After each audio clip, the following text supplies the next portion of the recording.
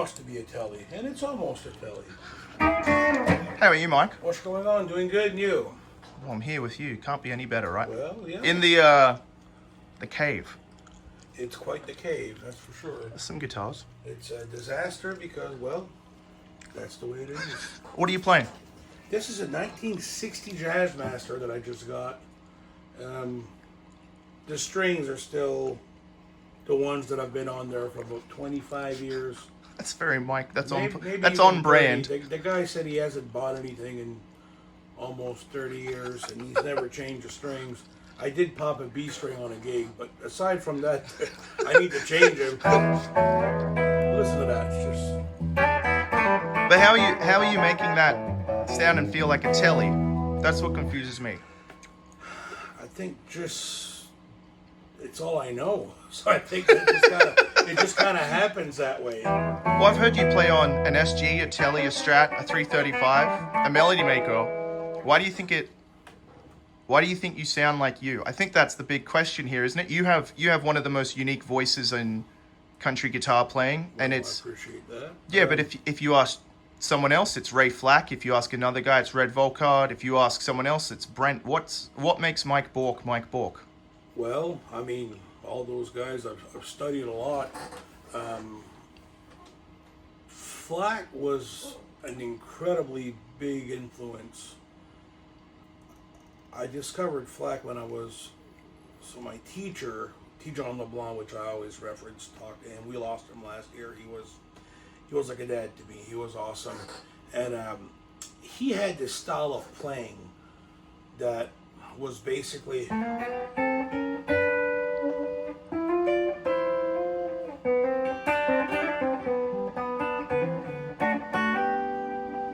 with the volume pedal, heavy delay, a lot of compression. He used a Lab Series amp. And the first time I went to his house, I was like, what is that amp? I've never heard of that.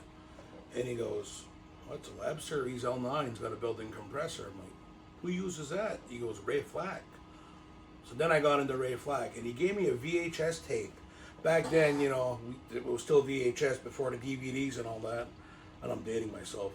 But it was a copy of Brent's video, the Hot Licks video. And at the end, he had the Ray Flack Starlicks video, because there was 40 minutes left at the end of the tape. And so those two videos I studied so much. And then Flack, I couldn't figure out Brent yet, because it was, you know, but Flack was just as hard to figure out. But he was on that video. It was a Starlicks video from the 80s. And they were really good at explaining things. And between that and then studying Brent's video, as well as those lessons from T-John, a lot of that kind of molded my playing into what it is. And a lot of it was, and I never played steel guitar. I know people think I'm a steel guitar player first, but I've been playing steel since 2011, so it's a pretty new instrument to me. But there was always these, you know,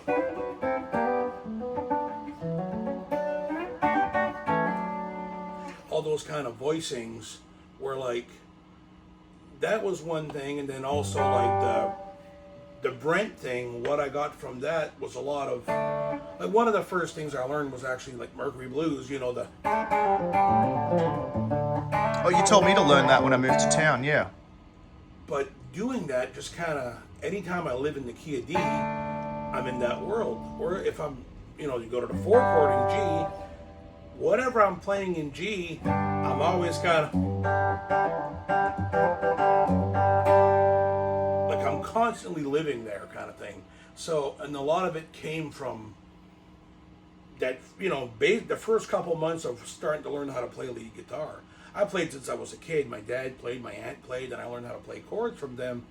But he really took me to that next level of learning to play lead. And I'll be honest, the first song I learned from him was actually Brown Eyed Girl. And I didn't know that. Yeah. And it was done incorrectly. He taught it to me this way.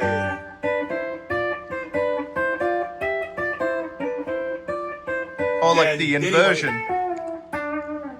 The inversion of it instead of the root note. Yes, but think about what that did, though, you know? And then the next time I saw him, he did it this way. Which is more correct, still not correct, but more correct. And then the next lesson, well, I saw you play it that way. Oh, and then he didn't really know because he just kind of, he wung it, which that's where I got that from. But learning that,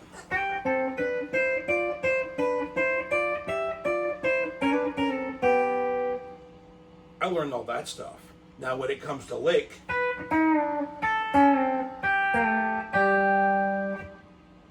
that opened that whole window. How to get from here, how to get from here to here to here. Oh, okay. Learning the fretboard. And then somebody corrected me. So, well, it's actually played this way. Same thing. Then I got to learn, instead of being on the G and the E string, being on the B, those strings. So going back to FLAC, there was one lick in particular that stood out from that video. It was... Play that. Wait, play that. Okay, Let's get close. It sounds exciting. It is. Now, FLAC gets all the credit for this. I asked him about this. He says he got it from... He thinks he played it on the ending of a Patti Loveless song. And to this day, I've never heard the song, just on the video. But it's all in the... All that's just string 2 and 3. Open. So fret 10, open. Or fret 12, sorry. Open. 12, 11, 10. Open. Then instead of having both on the same fret, you switch to this with these fingers. So index on fret 8, middle on fret 9. Go down 2 frets.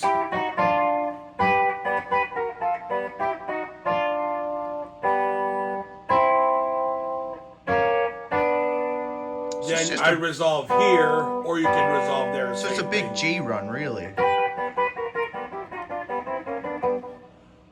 Okay, and just one more from that video. I also learned this lick, which is like a D7 shape.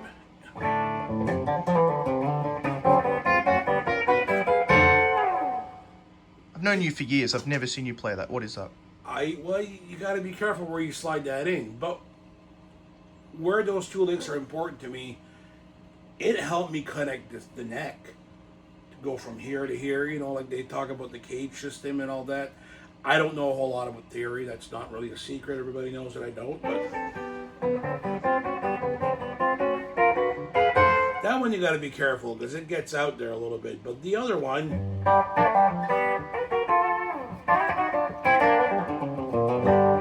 even though I didn't do the lick, it was kind of in there. Like,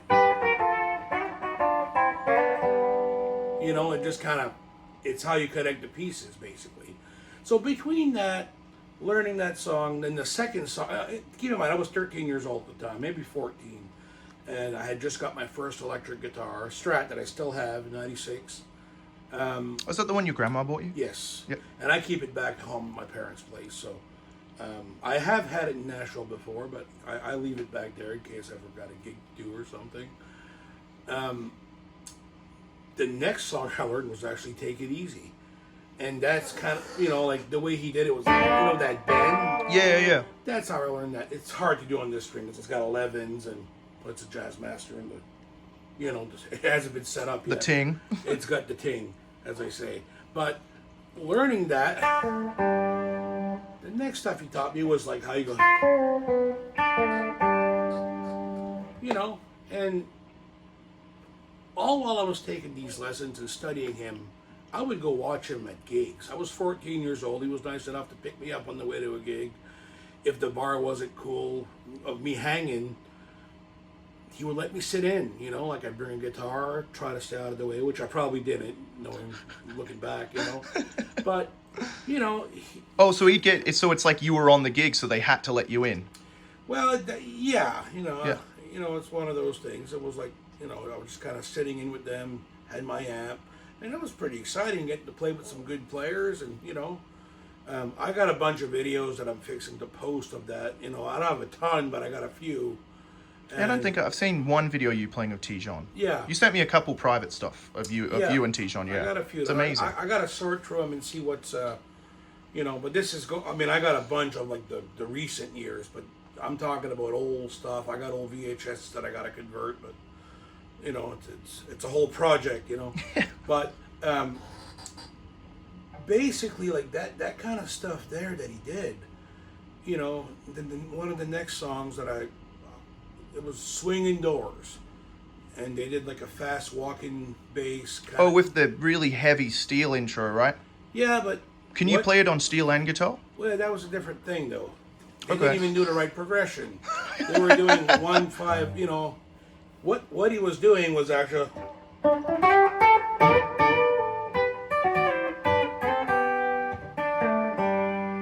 Oh, isn't it like twice as long on the record? Oh yeah, the records. You know, it's like there's a steel intro, then I go.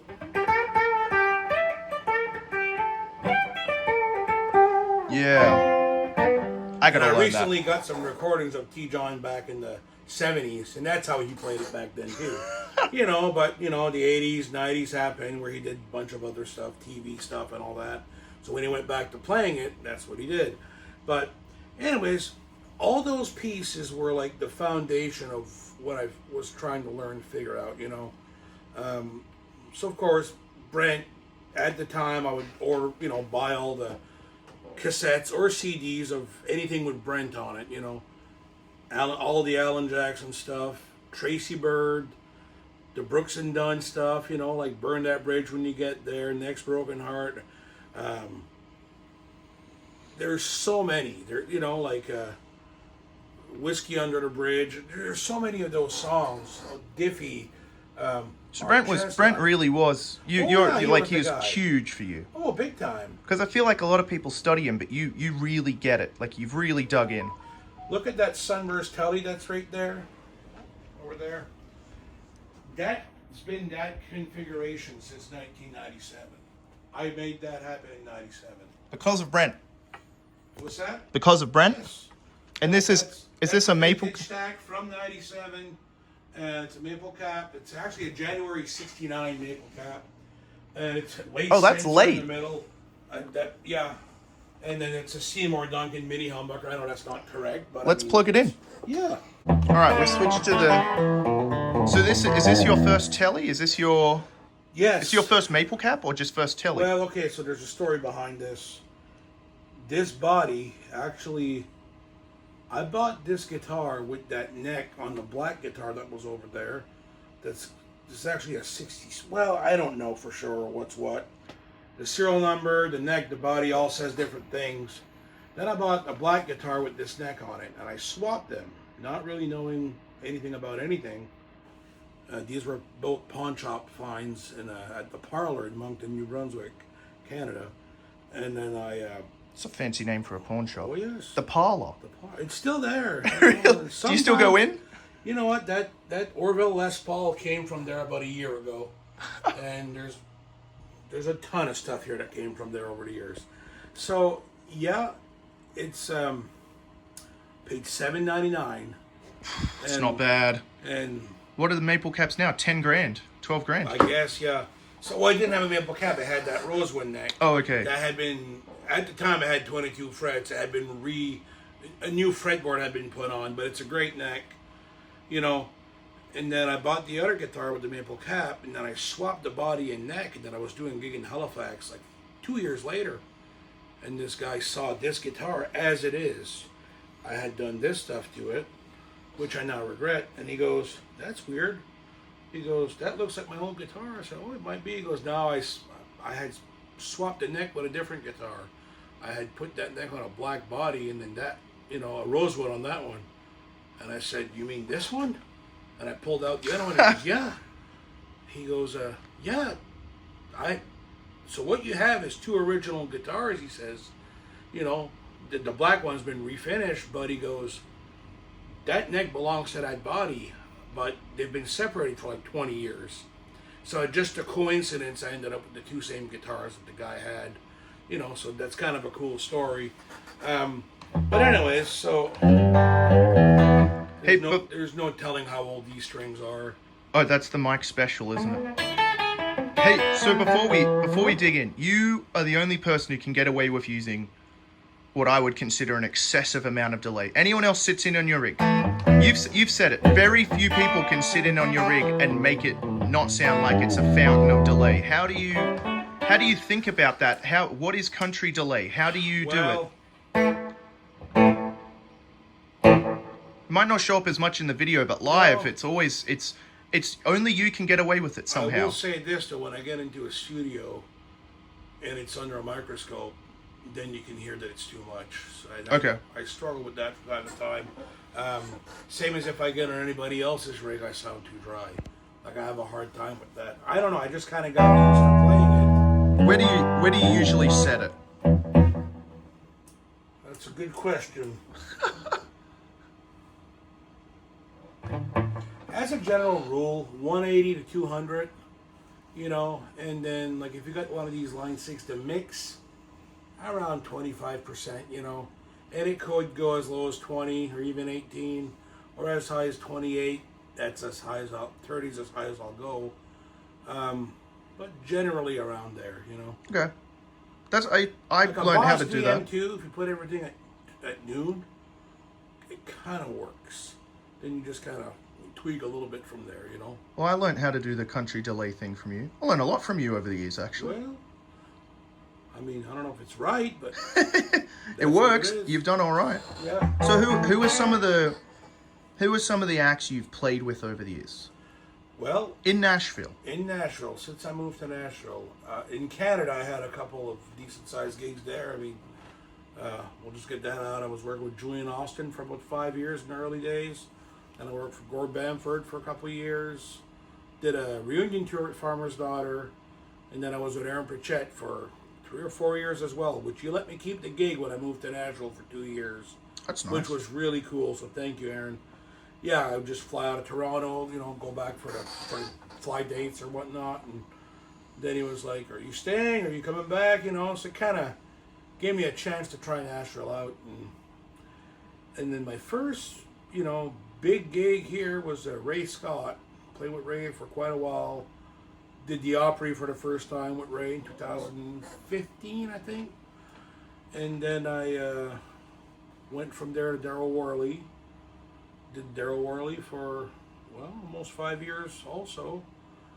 Then went out with Gene Watson did a couple years of that.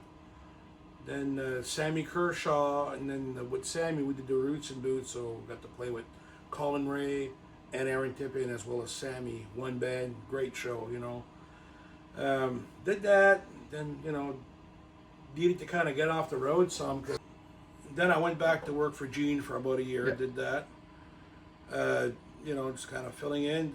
He's in Texas, that's a bit of a drive to make back and forth, you know. And how many hours did we spend on the phone while you'd be, I'm driving to Texas for the gig there, Roo? You probably witnessed me falling asleep on the phone on that one. So, but no, it's like, you know, they've all been great. They've all been great to work with, and you've worked downtown the entire time. Yeah, I've worked downtown since I moved here, pretty much, and I used to work at Music Valley Drive as well, at Music City Bar and Palace and all that. When I moved here, you were doing 15 shifts a week downtown. They couldn't stop hiring you at the bars. It was crazy. There was a time that I would have been. I remember for a while I had 10 gigs condensed between Monday, Tuesday, and Wednesday. Then I would go on the weekends, you know. Now I play, you know, I play a fair bit at Hank Jr.'s bar, and I, you know, mostly on that side of the street these days. Play pretty much every night, but I do one a day. There's a couple days that I do two, you know, but it's, you know, it's good because it's allowing me to transition into doing more sessions. It puts me in town and available for when they call, because I used to do a lot more sessions as well, and then being on the road, that kind of slowed down some, you know. So now that I'm trying to get back in that world, and, you know, I'm not saying I won't go back on the road either, just depends what it is and what kind of, you know, how busy they are for one, right. You know. Well, here's a big question. When I moved to town, you were the first guy to take a chance on me, remember? Like, I met you my first day, you picked me up I caught the bus the next morning, and you took me to lunch and bought me lunch because I had no money and no car. You were the first person who really gave me a chance, Mike, and I've always wanted to give that back to someone else, and I feel like I have with someone like young Alex or someone, or maybe Richie. But when I moved to town, what was it that made you see someone like me and go, I'm going to be a mentor and help him out? And what, if you had advice, what would you give it to someone who's moving to town? Because you spent hours with me watching me struggle, but you never quite gave up. And I've always wondered, just what about someone moving to town makes you go, I'm going to help this cat out? Well, you wanted it, and you worked for it. You wanted to put the work in. A lot of people don't want to put the work in. You come to town, no matter how good you are, no matter how well known or or even famous you are, where you're from, a lot of it doesn't apply here. There's so many songs to learn. Then you have to learn a total different approach on playing with other musicians, and like there's all those things, and then and staying out of the way. Like if you're not the only lead instrument on stage, not playing over the vocals, not playing over the fiddle player if there's one or whatnot. Which I'm still guilty of all those things, but. I think we all are. But it's like, it's a learning curve. And when I first come to town, there was great musicians everywhere you went downtown. And you could not find a bad band. And there was great music too. Every bar you went, it was great. It got really bad for a long time. And I feel like it's getting good again. There's a bunch of young players that are coming up, you included with that, like that are fantastic musicians, and they're really, it's starting to remind me of what it was like. It's not quite there, but it's like, like when I moved to town, I got to play with guys like Johnny Barber, Willie Cantu, I did a gig with Johnny just before he passed. Yeah. Rippy's Side Room with Chaz Wesley. Yeah, I played with Chaz a bunch too. You and James Mitchell have had the Chaz gig. What a legacy. Yeah. You used to see James play, and Rod Riley, JD Simo, everyone was downtown then. The first night I got to town, this was my experience. I walked into the stage. Kevin Key was playing, I believe. Then I walked into Roberts, and JD Simo was playing. And then I went next door. Make sure I get this right. Layla's next door to? Yeah. It was Layla's. Make sure I get them all in a row.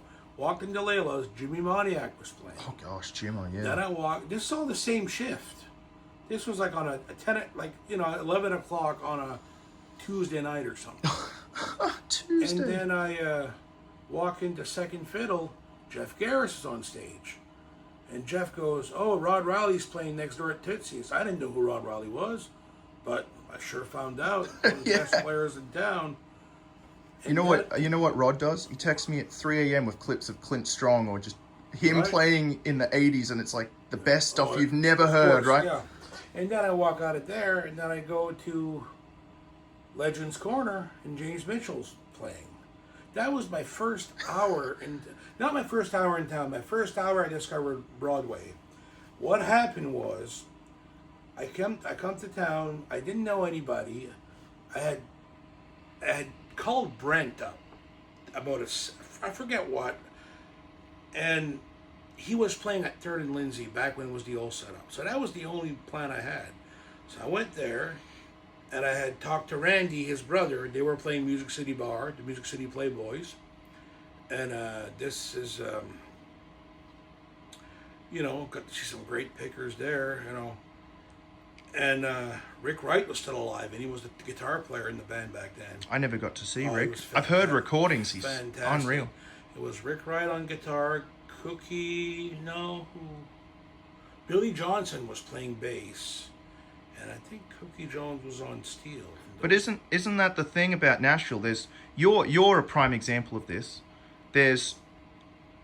Everyone says everyone in town can play, but there's some serious monsters you've just named, and people will have no clue. But there's a lot of that. But I remember finding you, and I remember how long I begged to see Jimmo, and then I finally saw him, and I was crying. I was so happy. Yeah. And Rod, same thing. How did you research all these guys when you got to town? Did you really investigate? I didn't know who. Brent was the only guy I knew, and Randy. And I had seen back, YouTube was a thing, but it wasn't what it is now back then. And I had seen Rick Wright on YouTube some, but that's all I knew, you know. And now, so of course I run into all these guys, you know, in the first week. No, so going back to my story, I had been to Music City Bar, went to see Brent. I didn't know about Broadway yet. Nobody had told me. Oh, you didn't know what it was? No. I had. What year is this? 2010, maybe. So this is before the Facebook, you could find anyone kind of thing, even pre-Instagram at least. Yeah. So, which I'm still pre-Instagram. But so. Hey, I saw you post for the first time in 20 years. Yes, the other day. I probably got hacked. So anyway, so what it was, I was at Guitar Center. And, you know, of course, you're in Nashville, try tellies and, you know, try to show off to hopefully get noticed, which if anybody notices me, they'll just say, man, I ain't hearing that guy, he ain't good. And then there was another guy ripping a telly, it was Martin McDaniel. Oh, I've done a road gig with Martin in Alabama, of all places. So, you know, I met him and he heard me play and I heard him play. We got to be buddies and took his number. I said, so he goes, oh, come on out to the gig tonight, playing on Broadway. I said, cool. Where's Broadway? Was that name of the bar? He goes, no, it's Legends Corner. I said, okay. So I wrote that down, figured I'll Google it and all that. So I went there, and he was playing 6 to 10. So that's what got me to Broadway. So I went there, he got me up, played with them, met Kyle Everson, which was the first guy, steel player that I met in town, you know. And then, so that's that night. It was the last night I was here. I had flown in on a Friday. This was it was Monday night, because I flew out Tuesday. It was a Monday night. And then I get to Broadway and I see all these bars, and then the string of players that I just mentioned, those are the first, after Martin, which was great, those were the first guys that I saw. Because the first night, when I first got there, I went to Legend and stayed there. Then when the shift changed, I started walking around and seeing there was other bands playing on the late shift, and that's when I saw Kevin Key, James Mitchell, Jeff Garris, Jimmy Moniak, J.D. Simo. They were all, Rod Riley, they were all playing on that side of the street, you know. Monster pickers. And so I was like, there's no chance, you know, because if every bar on a Monday night has these players, and, you know, later on I learned from other guys, well, there's more great players, but you got to see all the best of the best pretty much in one shot. So, you know, and they were right, but there were some, but that was my first experience here, you know. And my first night I saw you and Luke McQuarrie. Yeah. And I saw someone else. You told me, I'm going home, go watch this guy before you leave. And I went and saw, it was Crossroads. I don't know who it was. It was, maybe, I think it may be Jason Jordan. It was someone. You told me to go watch someone. Was it Scott McQuarrie, Luke's dad? No, it wasn't Scott. Because he was playing there. I haven't seen Scott yet. I wonder who that could have been. All right, so you've got, what's a quintessential 2 telly licks? How about let's do 2, because you've shown me a million over the years. What are 2 quintessential Mike Bourque telly licks? Oh, Mike Bourque telly lick. That's a good question. I'm sure it's not a Mike Bourque lick, but it's a lick I do a lot, you know.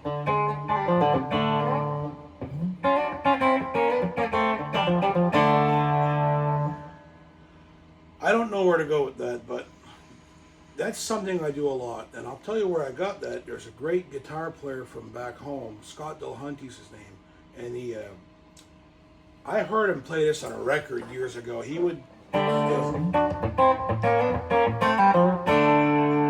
or in any key, but he would kind of favor the dominant 7, always resolved there. And I tend to do that a lot, probably more than I should, you know, so. So play it real slow for us one time.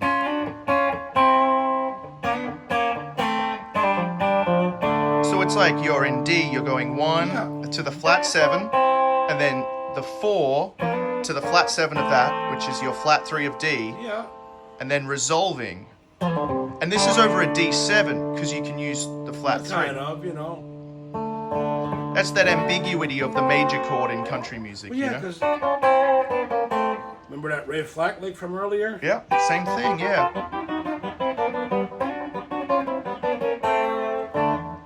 lot of stuff revolves around there, you know. So what about this is the lick I want to know about. You have this fluttery kind of single note thing you can do where you go up high.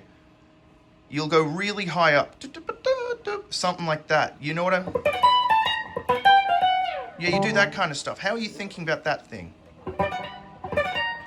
It's doing this with no pick, by the way. I can't find a pick. I got, you know... Here you go. I got one in my pocket. Well, that would have been nice. It's yeah, but it's one you don't like. Well, of course. Little jazz guy. So...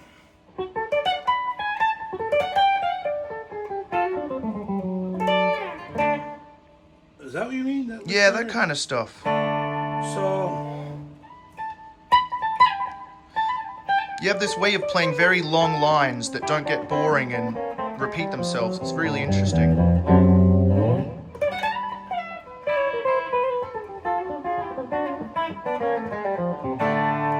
So, there's that whole, you know, like the waitress, you know, that so... Oh, you never even call me by... Yeah. We call that waitress in Nashville for anyone watching. Right. Yeah, it's called I Don't Even Know Her Name. Leaving that first string droning, you know, so...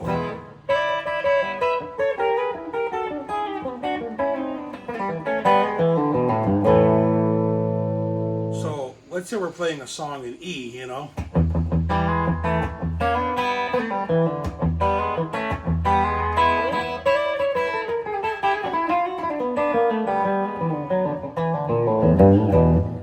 It's one of the many examples that I could use there, you know. Now I'm going to James Mitchell world a little bit. These strings are really dead too, so but you know.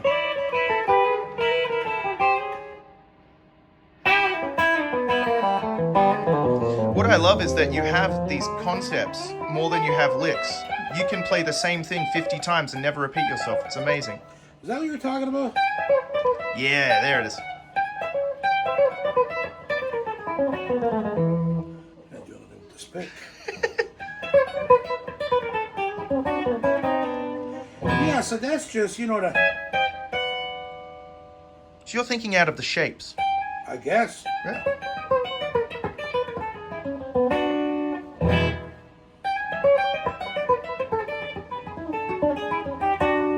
Yeah, nice one.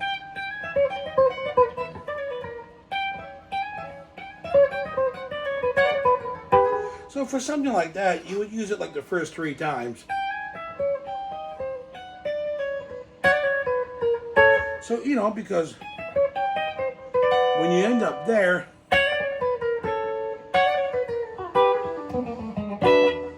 like it's all connected.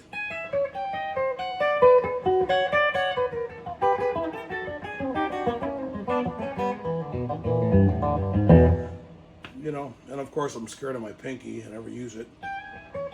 Yeah, that always blows my mind. Like if I have to do a chord with it,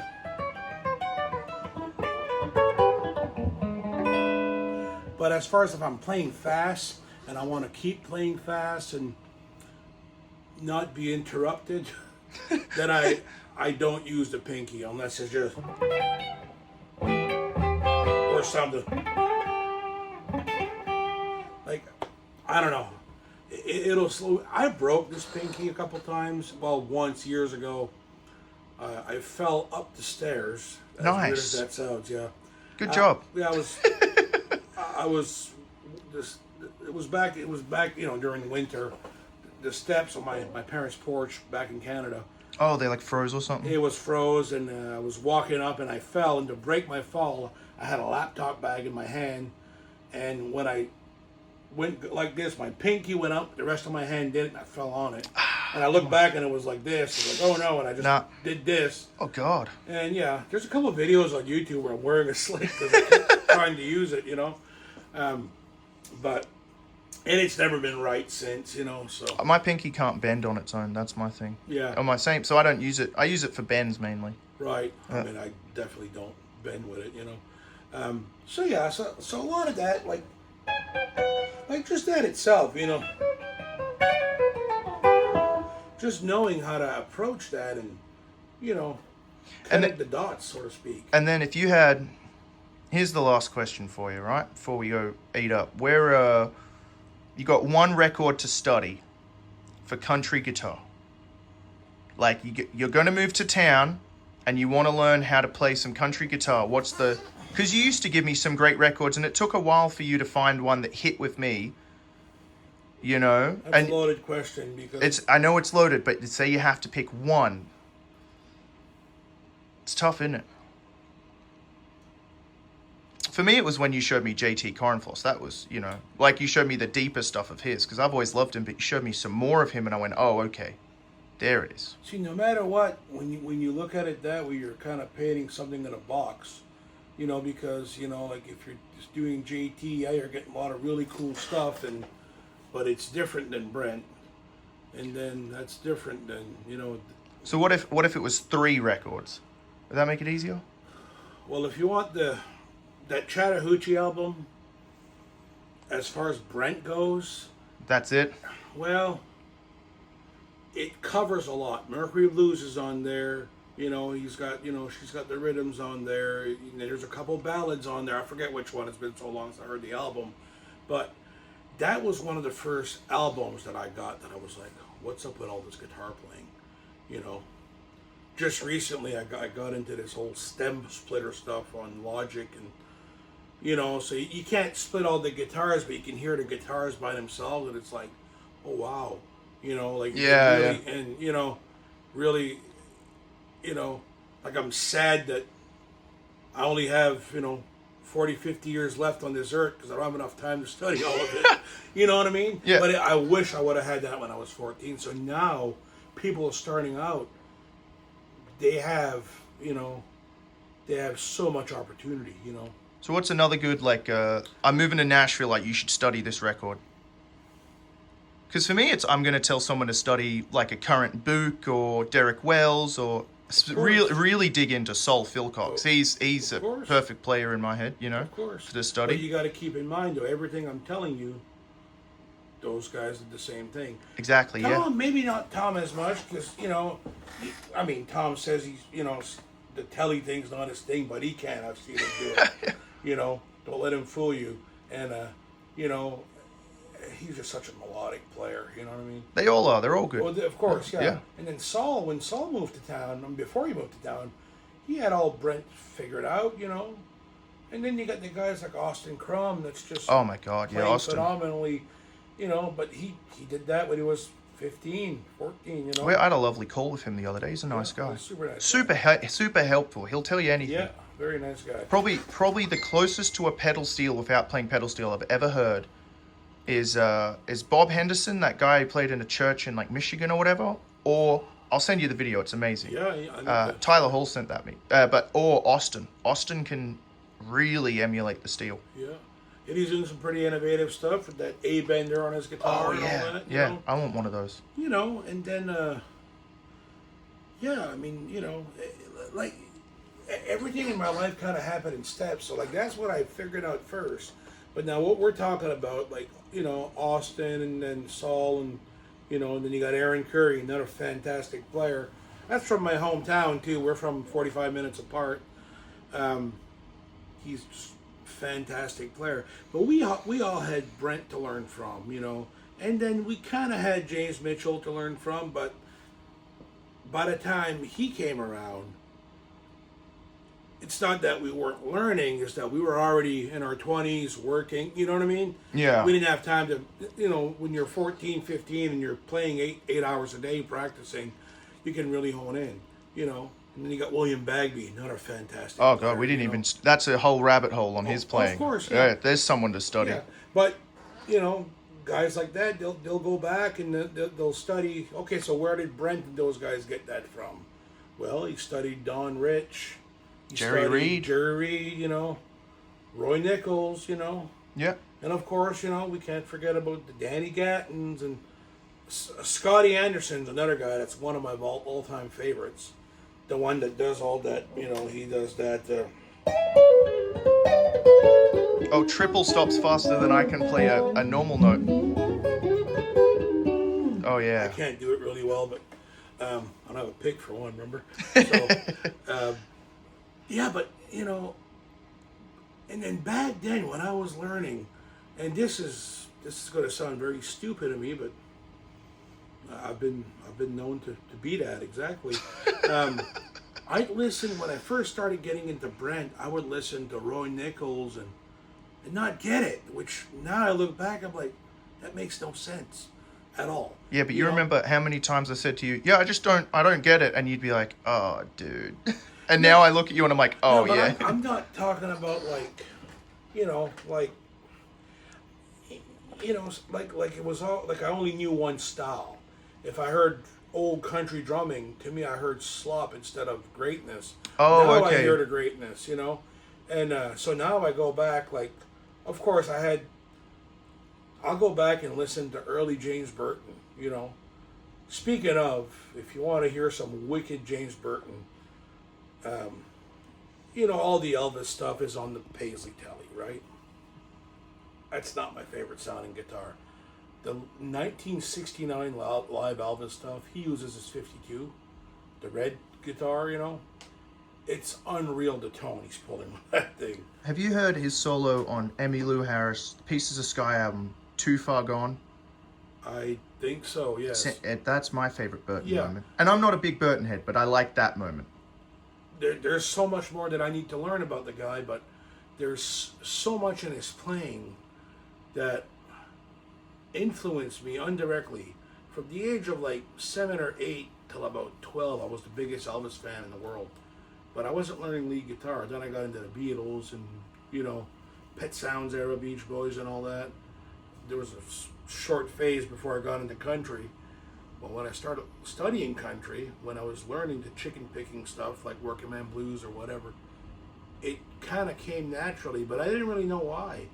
Looking back now, it's like when James was playing with Elvis in the 70s, that chicken picking thing that he did, you know, it was just there, you know? So like, yeah, tone control.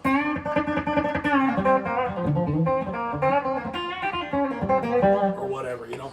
Like, all that stuff made sense to me the first time I heard it. And it's probably because of hearing it on those Elvis live records and stuff. So, and I got to meet James back in November, and I Oh, yeah. Marty Haggard made that happen. Thanks, Marty. Give me that. You sent me the photo. You were so happy. Yeah. It was a good. That was It was huge. a big moment of my life, you know.